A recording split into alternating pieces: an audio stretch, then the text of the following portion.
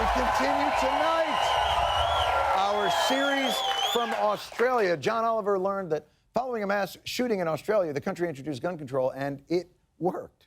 So how can America take this valuable lesson and ignore it? John Oliver finds out in this, our final installment. Previously, I went to Australia, where I learned that in 1996, their government enacted sweeping gun control laws. The result, reduced gun violence and zero mass shootings. So are there any lessons for America here? Virginia gun advocate Philip Van Cleave has a clear answer. We're not Australia. It's a very different culture. Different people, different everything. Right, there's no similarity with Australia. Australia is a former British colony with a wild frontier that was tamed by brave men who also wiped out almost an entire indigenous population. And we are not similar to that. Right? Right.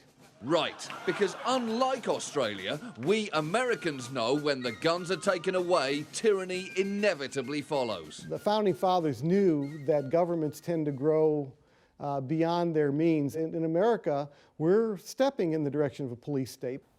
Is that really happening, Philip, or is that some kind of crazy paranoia?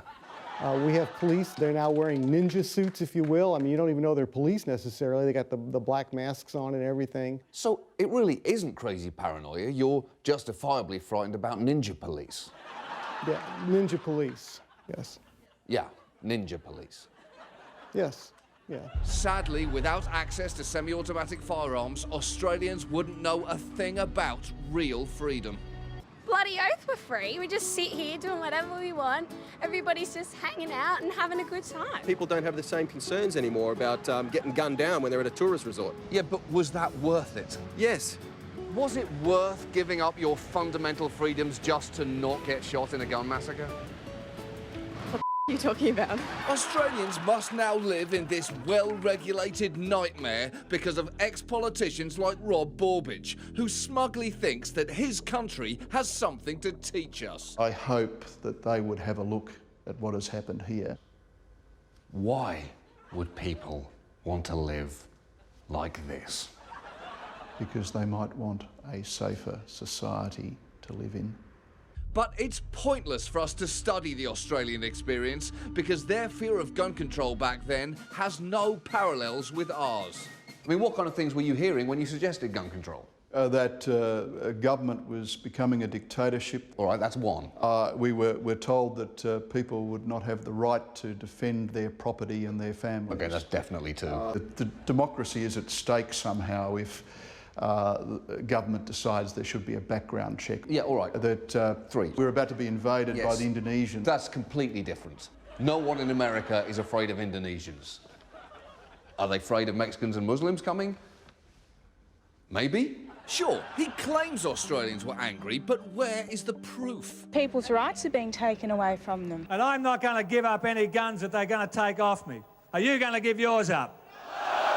OK, there it is. But how do those angry rural Conservatives feel now? My immediate reaction was that it was an overreaction. But as time went on, the regulations were quite manageable.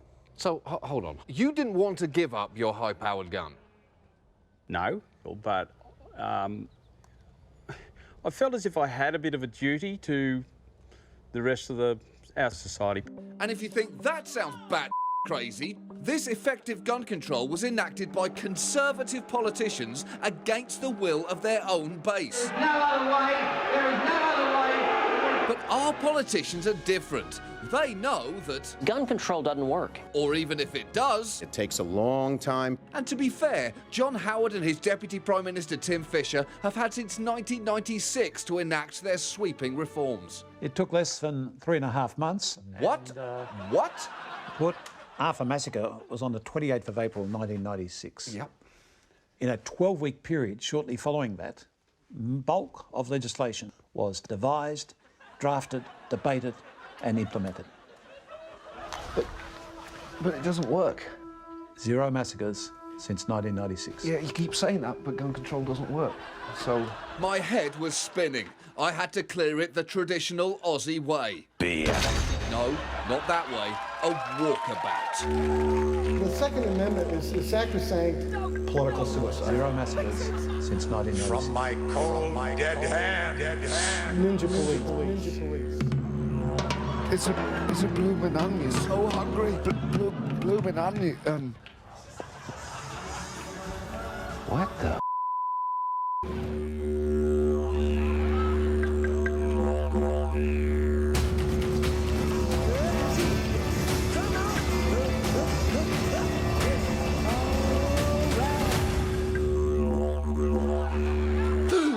After 3 days in the bush with a guy in a kangaroo suit, it became clear what the real issue with gun control in America is.